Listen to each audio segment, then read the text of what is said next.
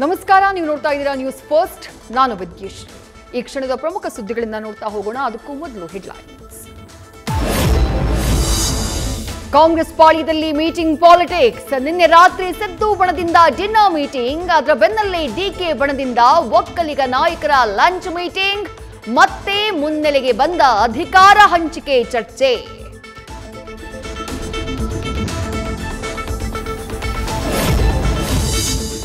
Bus ticket ದರ ಹೆಚ್ಚಳ ಬೆನ್ನಲ್ಲೇ ಜನರಿಗೆ ಶಾಕ್ ಮೇಲೆ ಶಾಕ್. ಶೀಘ್ರದಲ್ಲೇ ಮೆಟ್ರೋ ಟಿಕೆಟ್ ದರ ಏರಿಕೆಗೆ ಪ್ಲಾನ್.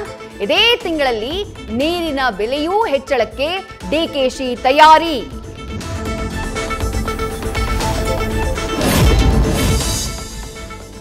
ನ್ಯೂ ಇಯರ್ಗೆ ಬಿಜೆಪಿ ಎಂಎಲ್ಸಿ ಹೆಸರಲ್ಲಿ ವಿಷ ಮಿಶ್ರಿತ ಸ್ವೀಟ್ ಬಾಕ್ಸ್ ರವಾನೆ. ಎಂಎಲ್ಸಿ ಧನಂಜಯ ಸರ್ಜಿ ಹೆಸರಲ್ಲಿ ಮೂವರಿಗೆ ತಲುಪಿದ್ದ ಲಡ್ಡು ಬಾಕ್ಸ್.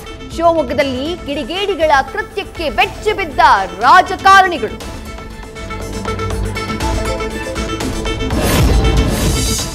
ಬೆಂಗಳೂರಲ್ಲಿ ಚಲಿಸ್ತಾ ಇದ್ದ ಆಟೋದಿಂದ ಜಂಪ್ ಮಾಡಿ ಸೇವ್ ಆದ ಮಹಿಳೆ. ಕುಡಿದ ನಶೆಯಲ್ಲಿದ್ದ ನಮ್ಮ ಯಾತ್ರಿ ಆಟೋ ಚಾಲಕನಿಂದ ಗ್ರೇಟ್ ಎಸ್ಕೇಪ್. ಆಟೋದಲ್ಲಿ ಹೆಂಡತಿಗಾದ ಯಾತನೆಯ ಬಗ್ಗೆ ವಿವರಿಸಿದ್ದ ಪತಿ ಅಜರ್ ಖಾನ್.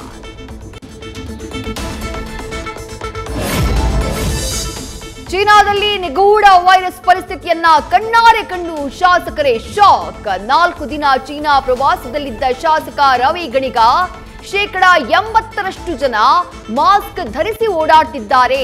ಕೋವಿಡ್ ರೀತಿಯ ಹೊಸ ವೈರಸ್ ಬಂದಿರಬಹುದು ಅಂತ ವಿವರಿಸಿದ ಶಾಸಕ.